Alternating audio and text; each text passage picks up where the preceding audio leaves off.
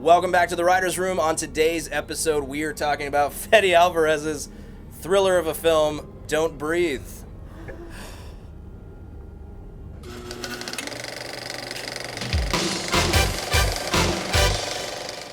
Welcome back to the Writer's Room. Today we're talking about Don't Breathe. My name is Michael. I'm Chrysalia. And I'm Matt, and we're coming to you from HollywoodRedux.com, where you can check out all of our other shows like the K-Files, IGL, all of our shorts, lots of fun stuff coming out this week.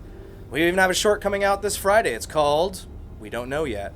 But it's going to be really funny, and it's a holy shit short. So stick around this week. Lots of stuff being announced this week. Also, tomorrow's episode of IGL is kicking off their entire month of virtual reality. So check out all that stuff. We had HTC Vives here. We had game developers here. It was a lot of fun. We played in virtual reality space, got lost for about 12 hours, and then recorded it all for you guys. So stick around all month. Huge virtual reality month here on Hollywood Redux, and hashtag enjoy that. So check out that episode tomorrow. It's going to, kick off the month. That's right. Yeah. But on today's episode of The Writer's Room, we were talking about Don't Breathe, which is the, I guess, second U.S. main big feature from Fede Alvarez, who, if you don't know, did the remake to Evil Dead most recently. Who also had the same, at least female cast. Remember? Yeah, a lot of the same cast. Jane Levy. Yeah. New directors tend to do that a lot. They use people that they're familiar with. Hey, man, they're comfortable with it. It's great. They got good work from them before. That's why I think it's going to change. Yeah, you get a good bond with people, and you want to just keep that bond going, So, yeah, absolutely. But this movie, if you don't know, or if you've never seen one of our shows, we do tend to spoil it from time to time. We'll do our best not to spoil the film, but there's a few scenes in this that we'll absolutely have to talk about. Yes. And if you've seen the film, I think you already know which one of those is. But it's pretty crazy. But if you haven't seen the film is about three people who live in Detroit, I'm assuming, because it was just... Yeah. Woo! It looked very rough. Detroity. No offense to anybody in Detroit. But they decide to rob one last big heist to kind of get out of town, since everybody they know, since the town's kind of gone to shit, has moved away. Right. Yeah. And the main girl, Rocky, is trying to basically get out of her broken home where her mom is abusive and has different men all the time, and she has a little sister who she's trying to, basically run away with to California. So this is one big last heist. It's bigger than they've ever done, and unfortunately, it's with they're robbing a blind man, and not that you should ever rob a blind man to begin with. And this is a really good example of why not. Yeah. Seriously. If you haven't seen this film or Daredevil, Guys. blind Just people can fight, man. You haven't gotten the lesson. Yeah, you haven't learned the lesson. Blind Don't people do it. are not to be fucked with. Anyway, they break into this house and all shit goes crazy. They break all the rules and therefore they basically almost all die. So, onto our review / discussion, whatever you want to call it. What did you guys think of the film? I actually enjoyed it, man. Yeah. It was a fresh, breath of fresh air, just because it's something new, something we haven't seen before. I agree. I liked it a lot. It was so new, and you got to see.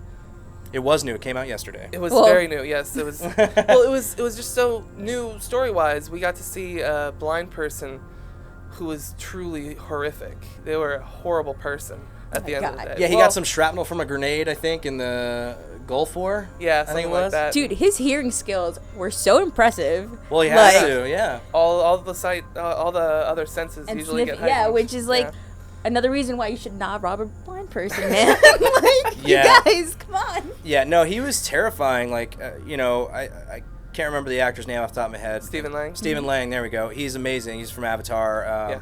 He just plays an awesome villain. Yeah. And and it's usually Avatar was kind of a one-note character for him. It was just kind of I'm Marines, military, taking everything, hoorah. And this film, he was kind of. He only has 13 lines in the entire movie. Yeah. Makes it more menacing, I think. Man, whenever he talks, you can just hear the pain in his voice. Yeah. When he kills somebody in the movie, it's never yes, I killed you. It's never a normal kind of villain kill. Yeah. He's there's a lot of remorse and there's a lot of sad. Totally. Yeah, agree. and he doesn't like to kill people, Yeah. but he is just a broken man. Yeah. And as he says He's a veteran. later in the movie, he's a veteran. So he knows how to. So he's a broken man. No, he knows how to. Of course he's gonna suffer. He's killed so much. He's a veteran. Yeah. He's seen so much suffering. Yeah. That's all he knows. And he's also missed out on a lot. Yeah. Yeah, So. absolutely. Blind joke. Sorry. Wow. That's horrible. That was not what I thought. But he's there's so much remorse in his voice. He sounds like he's in pain the entire time. And like for somebody who doesn't really talk for 90 minutes at all, you got a lot out of that character. Like almost a little bit more than you did out of some of the other characters. Man. Yeah, absolutely. And the makeup on his eyes, I'm sure they're contacts or whatever, but damn it, man, those are pretty like gnarly, the purplish pink, pupils and stuff were just like every time it was a close up on him, I was like, no, please no. There was a lot of weird close ups in this movie. In the dark, you got one of those when he's choking out Alex. Yeah. He gets right up into the camera. It was really rough to see, even in the dark. Yeah. Well, like he also had some like crazy scars and stuff, and From the shrapnel. So it was he was just a unstoppable force. Yeah, he was. With his dog, it just like helped. Yeah. Okay, so his dog was like the best dog because man's best friend. Cujo.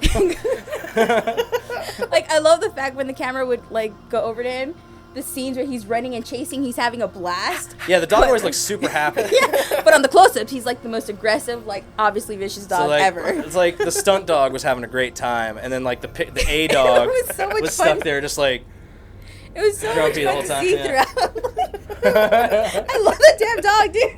Yeah, like, and both Stephen Lang and the dog both had the same kind of like relentlessness to them. Yeah. Whenever one of them wasn't able to chase the group, the other was. Talk about a tag team, dude. And so like the thriller aspect of this, like I really enjoyed like the camera work in this, the direction in this, the acting was good. Yeah. Like, absolutely. There wasn't really much to the story, like it was kind of like a don't judge a book by its cover, meets like a moral type thing. But like overall, there wasn't really much to it. So like there was a lot of creative camera moves and editing. Like I felt like a lot of the time, like I didn't notice any cuts or I didn't notice any like. Yeah. It just was so fluid, which is like a big tip of the hat to Fede Alvarez. I thought that was a really you directed the hell out of this movie. Very well I'm going to go ahead and raise the flag right now though because I've got one little thing about did we need to, and this is a spoiler, so if you haven't seen this you might want to turn it off. I'll do this when I'm done doing it. Just turn the volume down. But the jizz coming out of the turkey baster in slow-mo and close-up. Did we need that? Did we also need the inside of the turkey baster as he filled it with jizz? To where there was a fucking pubic hair that came up on top, and it was, and then the only close-up of that I enjoyed that actually made me gag, which I'm sure Sam Raimi is sitting there in the edit bay. I'm sure they're all sitting there laughing their asses off at how people are gonna get grossed out by it. But when he gets the turkey baster thrusted into his mouth, well done. I was inside the theater. In the theater. And everybody in the theater was doing this move. So rough. He's in his padded room. Yeah, in his padded room filled with his own muck. Talk about making people uncomfortable. Spoiler over. But yeah, what was up with that, Fede Alvarez? What was up with that? You guys nailed it for most uncomfortable moment. Nailed it. Oh man, because that to me it was so out of left field for the movie because nothing else in the movie was gore, too over the top gore. Mm-hmm. Nothing was there's really not a lot of gore in this. That's the goriest part actually. But yeah, there was just so much realistic things in this movie. Blood wasn't over the top. There wasn't any puking or snot or grossness. Yeah. Right. And then that happened. So what was up with that? Was that just a joke that somehow made it in? We just want to know, man. Somehow they passed that. MPAA was that's okay. Seal of approval. But yeah, no. The kid behind us thought it was hilarious. Yeah, and I don't think he understood what it was. No. And by the way, that kid was about 10 years too fucking young to be in this movie. Yeah. And he's walking out and he has no idea what really happened in this film. Not an idea. And he's calling Stephen Lang's character. He's a bastard. So parenting, taking him to see this movie. It's a family movie, man. Yeah, it's a family movie. But overall, the acting in this, it was very fast paced. The thriller aspect of this is perfect. Honestly, if you want to be on the edge of your seat for 90 minutes, this is a good movie to go see. Fede Alvarez does it really well. If you haven't seen the remake of Evil Dead, regardless if you liked it or not, the thriller aspect of it is top notch. Cinematography as well. Yeah, he's really good at shooting dark stuff, which is awesome. Yeah.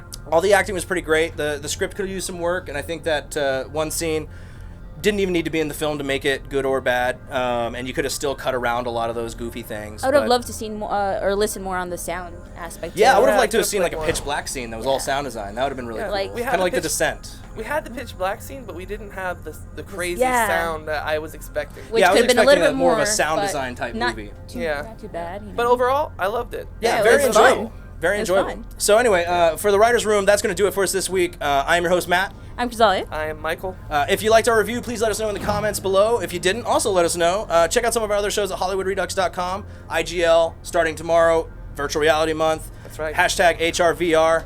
And check out the K-Files on Wednesday. All of our gameplays, all of our new shorts coming out to you this week. And please enjoy the show. Make Click sure and to subscribe below if you Just haven't click the already. button. The Tell video your friends. to our, on my, Just- my right. Yeah, I there's a think. video over there. Click it. It's right here. Tell your friends, subscribe, and share this video as Comment, much as you let's can. talk, man. That's right. Thank you guys so much. We'll see you next time. See ya. Bye-bye. Have a nice one. Don't breathe.